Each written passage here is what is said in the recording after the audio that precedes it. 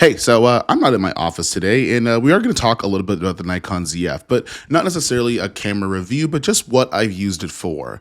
Lately, I've not really felt like doing a lot of videos. Lately, I didn't feel like shooting either photo or video at all, and I felt a little bit disconnected from the filmmaking and photography community. Now, those might be a couple of different things, maybe some things that have nothing much to do with YouTube, but also there are parts of the space that aren't my favorite, and they just make me feel exhausted and not making any content. So I decided to touch grass, or I guess touch concrete, and use the Nikon ZF, shooting some stuff. And also I want to give you some tips to help you reconnect with your creativity. But we'll get there. Now, this video is going to be sponsored by Lexar and their digital picture frame. So also, this is a great way for me to get the sponsorship out of the way while talking about taking some photos. But also at the same time, I think it's a really useful gift if you want to send some of that photos. But also, this might be a really useful gift if you want to send those photos to your mom for Mother's Day. Also, my mom's doing the Ghanaian language of the day, so we'll stay tuned for that. And one thing that you can do to kind of help yourself get back into the swing of things is actually making a creative game. Now, I used to play this game called Shoot Till It Dies, and it's a little bit morbid of a name, but it actually makes a lot of sense. But essentially what I do is I take one camera, one lens, maybe one filter, an SD card with only 64 gigabytes memory in it, and one battery. You have to pick a location in your city, you have to get used to shooting your own backyard, and essentially you're not allowed to go home until either the card fills or the battery dies.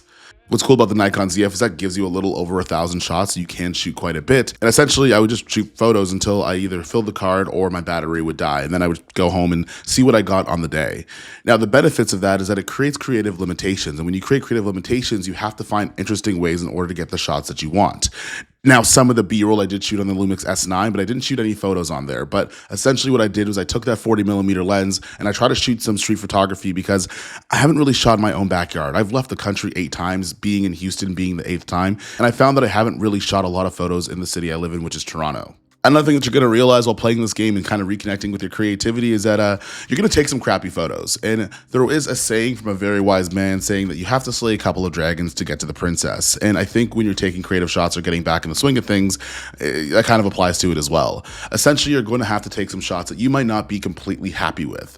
As I was using this 40mm lens, I kind of figured that that might have not been the best tool in the world for the application that I wanted it for.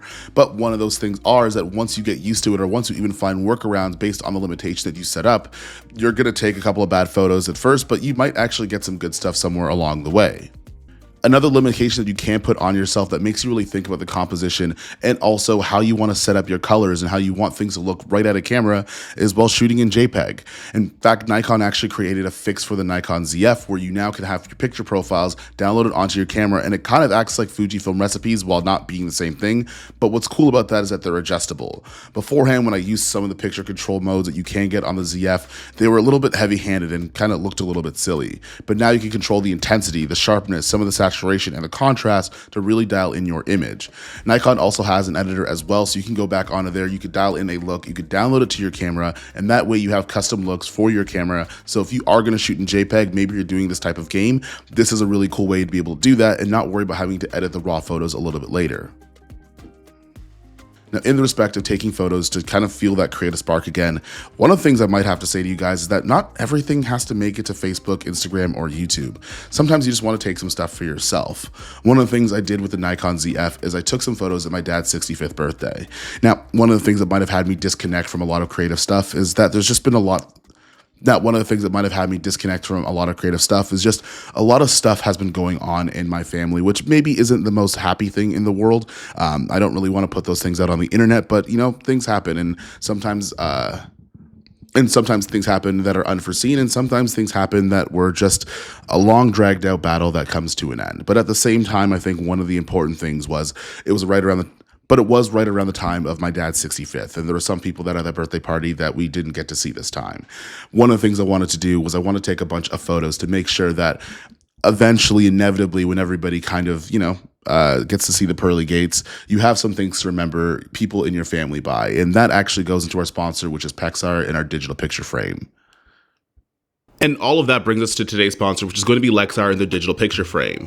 Now, this is a 11-inch picture frame. It has an anti-glare screen, so no matter where you put this in your house, you're going to be able to see your photos clearly. It also has an auto rotation orientation, so that way if you have your photos vertical or if you have them horizontal, the frame actually knows which way that it's going to be, so it displays all your photos exactly the way that you want them to. It has 32 gigabytes of internal storage, but you could also use USB-A and USB-C as well. So you could upload photos and videos from like a USB stick or a USB drive, an SSD drive, anything that's USB enabled, you're going to be able to upload photos on the digital picture frame. Now, if you're someone who doesn't necessarily want to do that either, maybe you just want to use your phone because it's 2025, you're going to be able to use a free app called Frameo. And what Frameo gives you the ability to do is you can upload your photos, your videos, your travel highlights, or your family memories, just like my dad's birthday that just passed, and you can upload that content onto the digital picture frame no matter where you are. And what I could do is I could share my travel highlights, let people know that not only am I safe, but also we got some banger photos on the day. It's super easy to use. You can download it on your iOS device, and that way you can start sharing content. You could also like photos as well and send different messages, so that way there's a little bit of personalization every time you send a new photo. And if you're someone that maybe has parents that aren't necessarily native English speakers, you also have language controls as well, except for the fact that she isn't one of the languages on this digital picture frame. So my mom's actually gonna teach you a new word of the day. You mean it's free? I mean, it is free. They are sponsoring this video, so it definitely is free. But hey, I have one price. I have one price. So we have the Ghanaian language of the day. So I need you to give us a word, or maybe some language, a sentence or something. So that way we can take home some chief for the day. It means you, Lydia. Yeah, so you have to tell us what does that mean? I won't pay anything. It's You free. will not, yeah, it's free. You won't pay anything. Hey! Yeah. Hey, but that's a whoa. Thank you. Ah. Thank you. No, but Fantastic. Thank you. and if you guys want to get your mom the Lexar picture frame, I'll leave a link in the description down below. But this one's for my mom. She's not sharing this one. So back to the video. Now, the other thing that kind of got me out of making creative stuff, or at least just exhausted from it, is sometimes, you know, the community can be a little bit toxic. There seems to be a culture of, well, actuallys, and people trying to pedigree check each other to see who's real and who's not. And it's sometimes a little bit exhausting because I feel like the conversation's a little bit silly. And with that, and even though I didn't get the brunt of it, I feel like some of my friends got a lot worse than I did. One of the things was that it was just exhausting to read on a regular basis every single day, opening up comment sections or going on threads. But one of the things I had to remember in order to reconnect was the people that you affect and the friends that you make along the way, which I think is the moral of One Piece. If you guys ever watch One Piece, I think the One Piece is the friends you make along the way.